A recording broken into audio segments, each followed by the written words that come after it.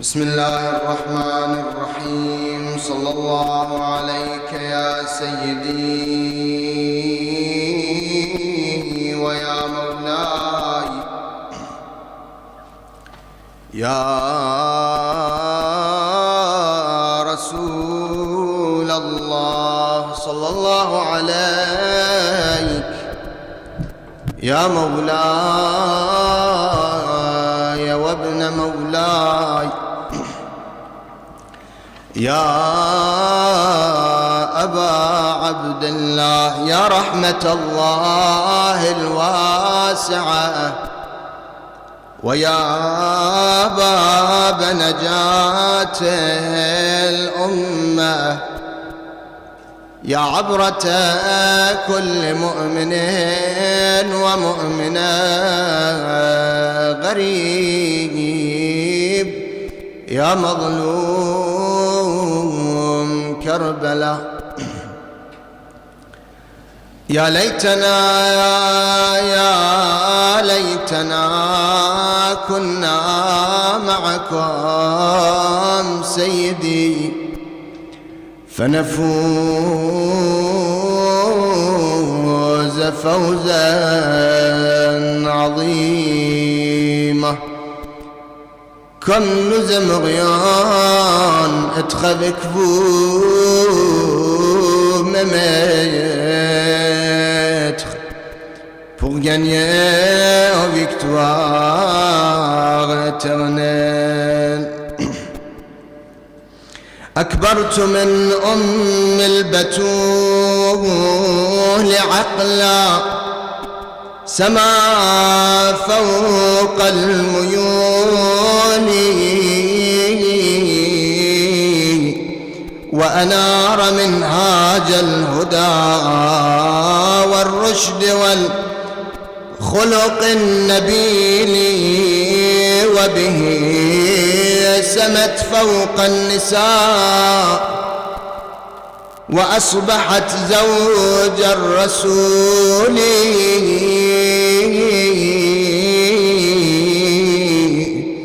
وغدت تصدق بالذي وافى من الرب الجليل وتصد عدوان الطغاة بقوة الصبر الجميل وتساعد الفقراء بالإحسان والبذل الجزيل. Quelle femme, quelle grande dame, la mère de Fatima al-Batoul. Quelle dame qu'elle a sacrifié tout ce qu'elle avait pour l'islam et pour le prophète et pour le message. Elle a donné tout ce qu'elle avait comme richesse pour que l'islam reste protégé. على حب رسول الله وزوجته أمنا أم المؤمنين خديجة الكبرى. صلوا على محمد وآل محمد. صل على محمد وآل محمد.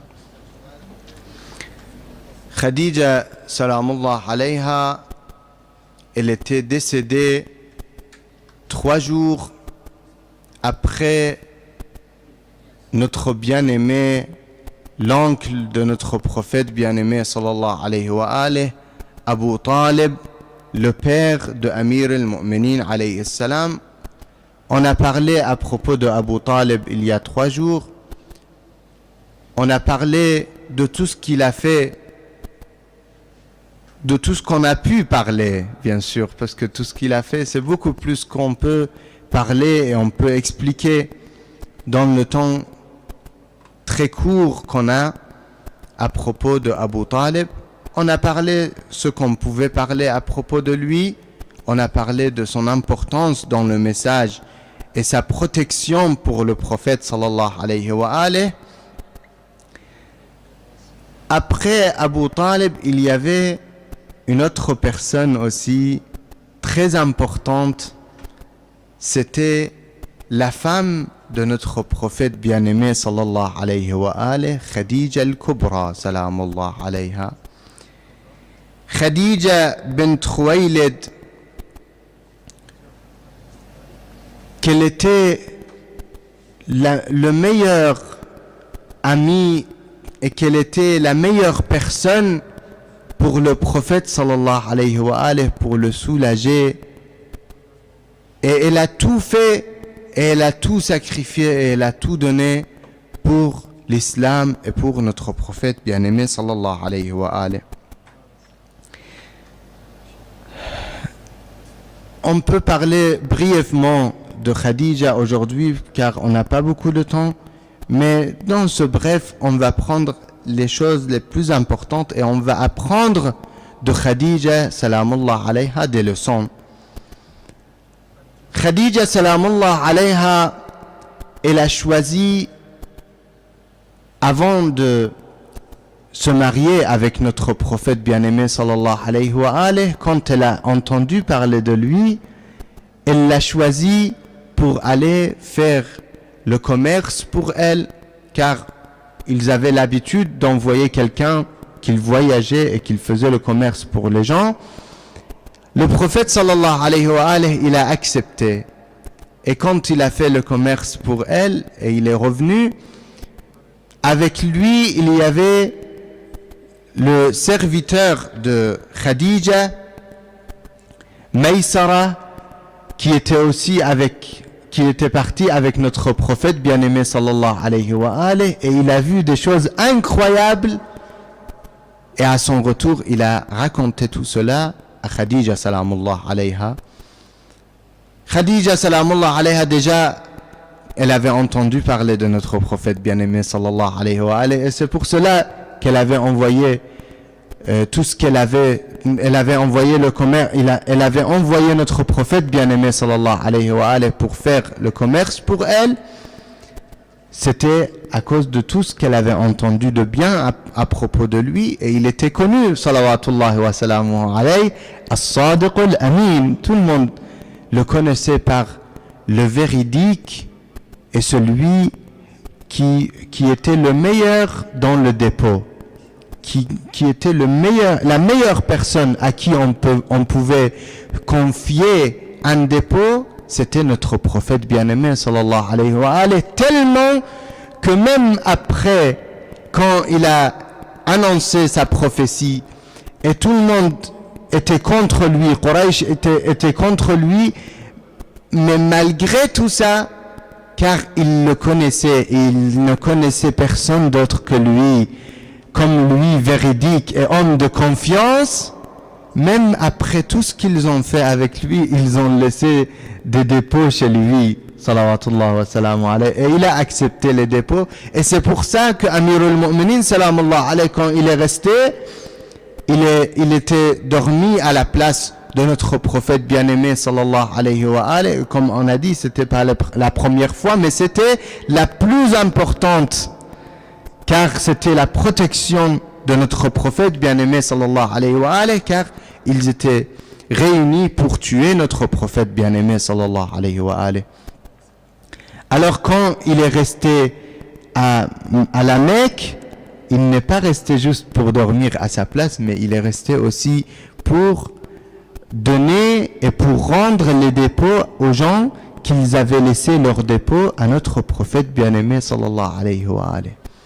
C'est pour ça que le dépôt, c'est quelque chose de très important. On a déjà discuté l'année dernière, mais juste en bref, on répète le hadith de notre imam, salamullah alayhi, l'imam Zayn al-Abidin. Il dit quelque chose d'incroyable, que ça touche vraiment. C'est qu'il dit que si celui qui a tué mon père, il ramène l'épée avec laquelle il a tué mon père et il me le laisse en dépôt, je vais lui rendre le dépôt. C'est incroyable. il y a des gens, ils disent oui, telle personne, il n'est pas croyant, telle personne, il n'est pas pratiquant, telle personne, il n'est pas, je ne sais pas. Ils racontent des choses, ils cherchent des excuses pour ne pas rendre le dépôt, pour ne pas donner le droit de la personne, alors qu'il faut donner le droit de la personne et il faut rendre le dépôt. Le prophète sallallahu alayhi wa alayhi, il était tellement connu par As-Sadiq al-Amin que Khadija salamullah alayha, elle l'a envoyé pour faire le commerce pour elle. Quand il était revenu, déjà il avait fait un bénéfice incroyable. Et deuxièmement, c'était Maysara, le serviteur de Khadija, il a raconté à Khadija tout ce qu'il a vu d'incroyable et tous les mu'jizat et karamat, tous les miracles qu'il a vus dans le chemin, les miracles de notre prophète bien-aimé sallallahu alayhi wa alayhi. Pendant tout le chemin, il y avait le nuage qui était sur notre prophète bien-aimé pour le protéger du soleil et de la chaleur du soleil, et tout cela, et quand il parlait avec les choses que normalement on ne parle pas, et tout cela, quand il est revenu Maysara, il a raconté à Khadija. Après tout ça, l'amour de notre prophète bien-aimé sallallahu alayhi wa alayhi est rentré dans le cœur de cette grande dame, Khadija al-Kubra, cette grande dame qu'elle était. Il y a des gens, malheureusement, ils accusent de mauvaises accusations notre mère al-Mu'minin Khadija al-Kubra salamullah alayha. Ils disent qu'elle était déjà mariée. C'est faux, mes frères, elle n'était jamais mariée. Al-Arham al-Mutahhara, nous on lit à propos de nos imams alayhimus salam, et ça vient de nos imams, des ma'soum, des infaillibles, qu'ils étaient tous fi arhamin mutahhara. Ils ne peuvent pas être dans un endroit impur. Khadija salamullah alayha, déjà elle n'était pas musulmane, parce que l'islam est venu avec le prophète sallallahu alayhi wa alayhi, l'islam qu'on connaît. Sinon, Ibrahim alayhi salam kana hanifan muslima. Mais on parle de l'islam de notre prophète bien-aimé sallallahu alayhi wa alayhi. La dernière des religions n'était pas encore là. Mais comme on a parlé de Abu Talib, que Abu Talib, il était muwahhid, il croyait en l'unicité d'Allah subhanahu wa ta'ala, et il suivait la religion de Hanifiyya de Ibrahim alayhi salam. C'était la même chose pour Khadija salamullah alayha. Elle était muwahhida, car comme on le sait et comme je répète, que c'est impossible que فاطمة الزهراء نور الأنوار سيدة نساء العالمين من الأولين والآخرين, la maîtresse des dames de tout le monde, des premiers et des derniers. On parle de ça, il y a plusieurs dames, Sayyidat Nisa al-Alamin, parmi elles, c'est Khadija salamullah alayha. Khadija, la mère de Fatima al-Zahra salamullah alayha, la femme de notre prophète, al-Mu'minin Khadija, elle-même, elle était Sayyidat Nisa al-Alamin, mais elle était Sayyidat Nisa Ahli Zamaniha. Elle était à son temps à elle. Mais Fatima al-Zahra, elle était encore plus importante, car elle est Sayyidat Nisa al-Alamin min al-awwalina wal-akhirin. Alors Khadija salamullah alayha, pour porter Fatima al-Zahra salamullah alayha, cette lumière, cette pureté, cette infaillibilité, c'est sûr et certain, elle était pure et son ventre était pur. Le ventre qui doit contenir Fatima al-Zahra, c'est certain qu'il est pur. Et il y a des riwayat qui rassurent et qui renforcent cela. Ça, c'est première chose, c'est faux qu'ils disent qu'elle était déjà mariée. Et les deux personnes qu'ils disent qu'elle était mariée avec eux, c'était des mushriks, c'était des gens, des mécréants, alors qu'elle était croyante. Et depuis toujours, c'est interdit pour une croyante de se marier avec un mécréant, ou pour un croyant de se marier avec une mécréante. alors c'était pas quelque chose qui est venu avec le prophète bien-aimé sallallahu alayhi wa alayhi. C'est sûr, là on a terminé avec ce sujet. Après ils disent aussi qu'elle avait 40 ans. Cela aussi c'était faux. Dans la riwaya on a qu'elle avait 28 ans. Le prophète sallallahu alayhi wa alayhi, il avait 25 ans et Khadija salamullah alayha, elle avait 28 ans quand elle s'est mariée avec notre prophète bien-aimé sallallahu alayhi wa alayhi. La particularité, il y a deux particularités de Khadija salamullah alayha qu'elle a fait, qu'elle était autre que les autres à son époque. C'était quelque chose de spécial qu'elle avait fait.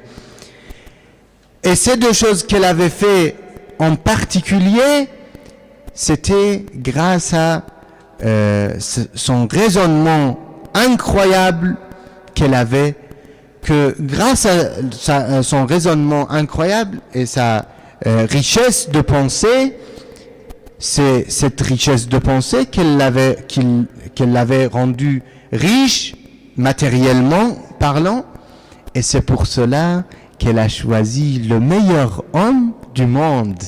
Et c'est elle qu'elle a choisi, salamullah alayha. C'était ça la première particularité qui était différente que tous les autres à son époque, que elle-même, elle a fait comprendre à notre prophète bien-aimé qu'elle le voulait, et elle a fait transmettre le message par une amie à elle. Puis, deuxième particularité de Khadija salamullah alayha, c'était que elle a refusé tout ce que les femmes de Quraysh lui ont dit. Toutes les femmes de Quraysh, elles se sont opposées à cette décision qu'elle avait prise. Pourquoi? Parce qu'elles ont dit que Khadija, oh Khadija, tu es tellement riche, tu es la plus riche entre nous, et tu veux te marier avec quelqu'un de pauvre, alors que cela ne se passait pas à cette époque-là, qu'une personne de riche se marie avec quelqu'un de pauvre. Et ça, c'est la deuxième particularité. Mais elle, avec tout ce qu'elle avait comme hikmah, comme sagesse, elle a choisi la richesse, la vraie richesse, qui est la richesse ma'nawiya, la richesse qui n'est pas matérielle, qui est spirituelle. Ahsan.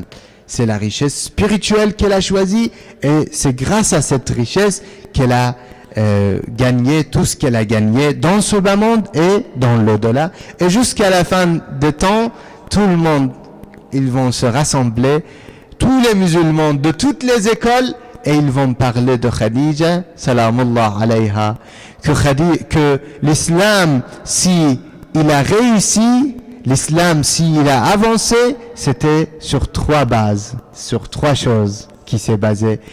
La première chose, c'était Mal Khadija, c'est-à-dire la richesse de Khadija. Deuxième chose, l'épée de Amir al-Mu'minin Ali ibn Abi Talib. Et la troisième chose, et la plus importante, c'était Wa akhlaq Muhammad. Allahumma salli ala Muhammad wa ali. Le bon comportement de notre prophète bien-aimé, sallallahu alayhi wa alayhi. Si on veut parler de comportement de notre prophète, on peut parler des nuits et des nuits, et ça se termine pas. Son comportement même avec les ennemis, son comportement même avec ceux qui lui faisaient du mal, son comportement, comme je dis et je répète, quand on raconte les histoires de notre prophète bien-aimé sallallahu alayhi wa alayhi, c'est pas des histoires pour dire oui, notre prophète était magnifique, notre prophète était extraordinaire, notre prophète était tellement gentil. C'est pas pour ça, c'est pour que nous on suit notre prophète bien-aimé sallallahu alayhi wa alayhi. Malheureusement, il y a un juif aujourd'hui qui parle de nous et qui se moque de nous. Pourquoi? Il dit que regardez, j'ai vu dans l'histoire, dans votre histoire, que vous parlez de votre prophète, que oui, même avec son ennemi, même avec celui qui mettait la poubelle devant chez lui, qui était un juif comme moi. Lui, il dit comme ça, il dit je suis juif, et lui aussi il était juif, et il faisait cela. Et qu'est-ce qu'il a fait? Est-ce qu'il l'a tué? Est-ce qu'il l'a frappé? Est-ce qu'il lui a fait du mal? Pas du tout. Qu'est-ce qu'il a fait? Le prophète sallallahu alayhi wa alayhi, il est parti le voir. Il est parti le visiter quand il était malade et il n'a pas trouvé le prophète devant chez lui, il n'a pas trouvé la poubelle. Il a dit, où est cette personne? Ils ont dit, il est malade. Il a dit, ah, on y va. On va lui rendre visite. Ils sont partis lui rendre visite. Après, le monsieur, il a dit, Ashhadu an la ilaha illallah wa annaka rasulullah. Allahumma salli ala Muhammad wa ali. Il est devenu musulman. Mais le juif, il dit, moi je lis cette histoire, mais après je regarde les musulmans, qu'est-ce qu'ils font. Je regarde les musulmans, en Irak, ils massacrent des musulmans. En Syrie, ils massacrent des autres musulmans. En Afghanistan, au Pakistan, de l'autre, en Égypte dernièrement, ils ont tué une personne innocente. C'était quoi? Qu'est-ce qu'il avait fait? Juste, il avait fait les a'mal, les actions de la veille de Sha'ban, de 15 Sha'ban, la veille de naissance de l'imam al-Mahdi, ajjalallah ta'ala faraja. L'imam qui est pour tous les musulmans. Pas seulement les musulmans, pour toute l'humanité. Cet homme qui est pour toute l'humanité, il veillait la veille de sa naissance pour faire les a'mal de cette nuit. Qu'est-ce qu'ils ont fait avec lui? Ils l'ont tué. Pourquoi? Parce qu'il est chiite. Et beaucoup d'autres, aujourd'hui, en Syrie, la même chose. Un sayyid avec le turban noir. Celui qui a le turban blanc, c'est cheikh. Celui qui a le turban noir, c'est un sayyid. Un sayyid, ça veut dire quoi? Ça veut dire descendant du prophète. Descendants du prophète, ils étaient respectés depuis le prophète jusqu'à nos jours dans tous les pays, chez tous les musulmans. Ils étaient respectés toujours. Dans certains pays, on les appelle shurfa. Dans certains pays, on les appelle sada. Dans d'autres pays, avec d'autres noms, awliya, wali, on les appelle wali dans d'autres pays. Mais l'essentiel, c'est qu'on les respecte partout. Aujourd'hui, en Syrie, des gens qui prétendent être musulmans, ils viennent, ils prennent ce sayyid, ils le tuent lui et ses enfants. Et le pire de tout, ce qu'on ne peut même pas imaginer, ce qu'on pouvait imaginer, on croyait que c'était seulement au Jahiliya qu'on pouvait imaginer cela.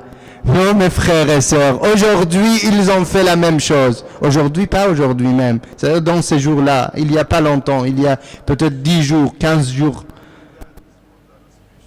Ils ont pris la fille et ils lui ont sorti son cœur. Malheureusement, on ne voit pas ça dans les infos. Mes frères, je vous demande de transmettre ces histoires aux infos, aux journaux, pour que les gens sachent qu'est-ce qui se passe dans le monde.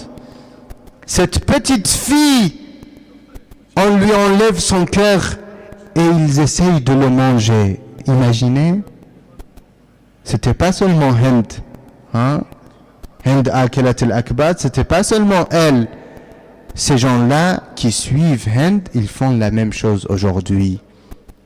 Ils existent aujourd'hui. On doit dire à tout le monde, le monde entier, c'est pas l'islam. Cela n'est pas l'islam. Alors, pour pas que cet homme, il vient et il nous dit, et il se moque de nous en disant, regardez votre histoire et regardez qu'est-ce que vous êtes. On leur dit que nous ne sommes pas comme ça. Et nous ne faisons pas comme ça.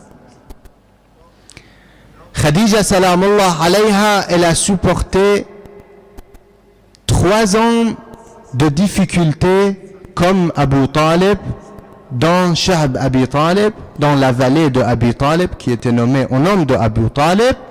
Dans cette vallée, pendant 3 ans, elle a dépensé tout son bien et tout ce qu'elle avait comme richesse pour que les musulmans puissent survivre, car ils étaient dans l'embargo, ils étaient dans les difficultés.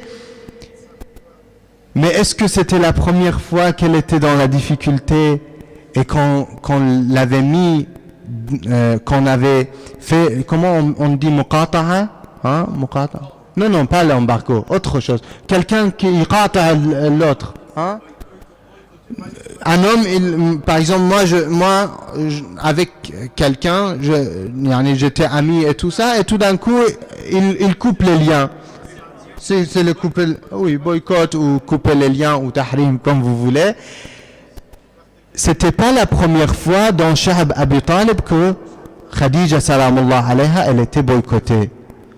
Mais, comme je vous ai dit, quand elle a choisi d'être la femme de notre prophète bien-aimé sallallahu alayhi wa alayhi, malgré qu'il était pauvre, là, les femmes de Quraysh, ils l'ont boycotté.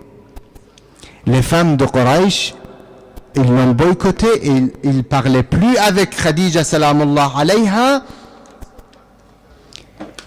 jusqu'à ce que Khadija salamullah alayha, un jour, elle était en train de parler à la maison. Inna ma'al usri yusra. Allah subhanahu wa ta'ala, man yattaqillah yaj'al lahu makhraja wa yarzuqhu min haythu la yahtasib. Tout ce qu'elle a subi, salamullah alayha, elle a eu la récompense de la part d'Allah subhanahu wa ta'ala. Et elle a eu la meilleure des récompenses, c'était Fatima al-Zahra, salamullah alayha, qu'un jour, elle était toute seule à la maison, et le prophète, il est venu et il a vu qu'elle parlait, salamullah alayha. Il lui demande, Ya Khadija, avec qui tu es en train de parler? Khadija salamullah alayha, elle dit, celle qui est dans mon ventre me parle et il me sort de ma solitude. Là, le prophète sallallahu alayhi wa alayhi, il lui dit, Ya Khadija, abshiri ya Khadija, هذه بنت جعلها الله أحد عشر من خلفائي يخرجون بعدي وبعد أبيهم. Sois heureuse, ô Khadija, celle qui est dans ton ventre, c'est une fille, elle sera la mère des 11 de mes successeurs, qui seront les successeurs après moi et après Ali ibn Abi Talib, leur père, Amir al-Mu'minin, Ali ibn Abi Talib, salamullah alayhi. Ça, c'était un cadeau, et le deuxième cadeau aussi, c'était quand elle voulait mettre au monde, elle avait envoyé le message aux sages-femmes de Quraysh pour qu'elles viennent pour l'aider, parce qu'elle avait besoin des sages-femmes pour mettre au monde. Là, elles n'ont pas accepté de venir, elles ne sont pas venues. Mais qui est venu à la place? Elle a vu 4 dames. Elles sont rentrées. La première, elle a dit, je suis ta mère, Hawa. Et la deuxième, c'était Asiya. La troisième, c'était Kalthum Ukht Moussa, la sœur de Moussa alayhi salam. Et la quatrième, c'était Maryam bint Amran, salamullah alayhim. Elles sont venues et elles ont aidé Khadija, salamullah alayha, pour mettre la lumière Fatima al-Zahra, salamullah alayha, dans ce monde. Khadija, salamullah alayha, après l'embargo et après toute la difficulté qu'elle a eue, à Sha'b Abi Talib, elle était très malade. Après le décès d'Abu Talib, comme on le voit dans les riwayat, 3 jours après, Khadija était décédée.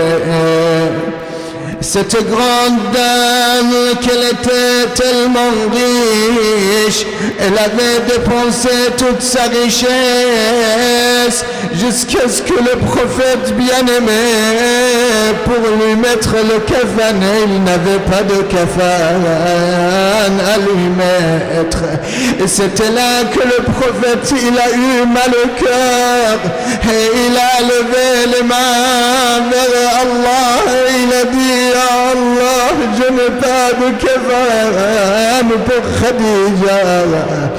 Et à ce moment-là, Jibril il est venu avec 5 kafans, 5 lancelles. Et il est venu, il a donné les kafans à notre bien-aimé, notre prophète. Le prophète a dit: à qui sont ces 5 kafans? Jibril a dit: le premier c'est pour Khadija. Il a dit: le deuxième, il a dit: c'est pour toi, ya Rasulallah. Le troisième sera pour ta fille Fatima, qu'elle va très vite te suivre, ya Rasulallah. Et le quatrième pour Amir al-Mu'minin, Ali ibn Abi Talib. Et il lui dit le 5e, et il lui dit: c'est pour Hassan al-Mujtaba, et qu'il sera mort avec le poison. Et notre prophète bien-aimé demande après Hussein: oh Jibril, où est le 6e kafan? Où est le kafan de Hussein?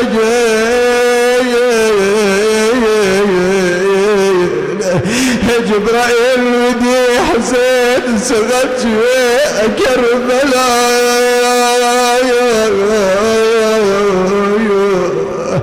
Et après d'être tué, il va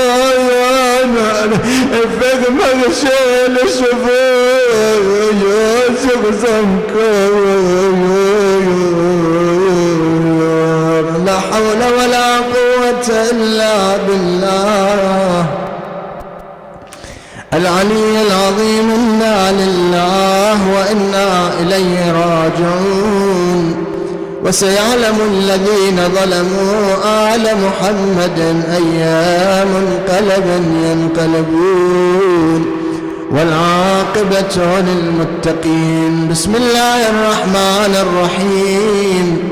نسألك اللهم وندعوك باسمك العظيم الأعظم الأعز الأجل الأكرم يا الله. اللهم فرج عنا وعن أمتنا الإسلامية في كل مكان يا الله. اللهم وفقنا لما تحب وترضى يا الله. اللهم وفقنا لمراضيك، جنبنا عن معاصيك. اللهم لا تجعل الدنيا أكبر همنا يا الله. اللهم أخرج حب الدنيا من قلوبنا يا الله. اللهم شاف مرضانا ومرضى الحاضرين يا الله. اللهم وفقنا لصيام شهر رمضان وقيامه وتلاوة كتابك يا الله. اللهم شاف مرضانا، اقض ديوننا، اقض حوائجنا، اد ديوننا يا الله. لقضاء الحوائج وغفران الذنوب، شفاء المرضى. بسم الله الرحمن الرحيم. أما يجيب المضطر إذا دعاه ويكشف السوء. أما يجيب المضطر إذا دعاه ويكشف السوء. أما يجيب المضطر إذا دعاه ويكشف السوء. أما يجيب المضطر إذا دعاه ويكشف السوء. أما يجيب المضطر إذا دعاه ويكشف السوء يا الله، يا مجيب المضطر يا كاشف السوء يا الله، اكشف السوء عنا وعن أمتنا بحق محمد وآل محمد، لأمواتنا وأموات الحاضرين، علماءنا الربانيين الشهداء والصالحين. رحم الله من قرأ السورة المباركة الفاتحة تسبقها صلوات. اللهم صل على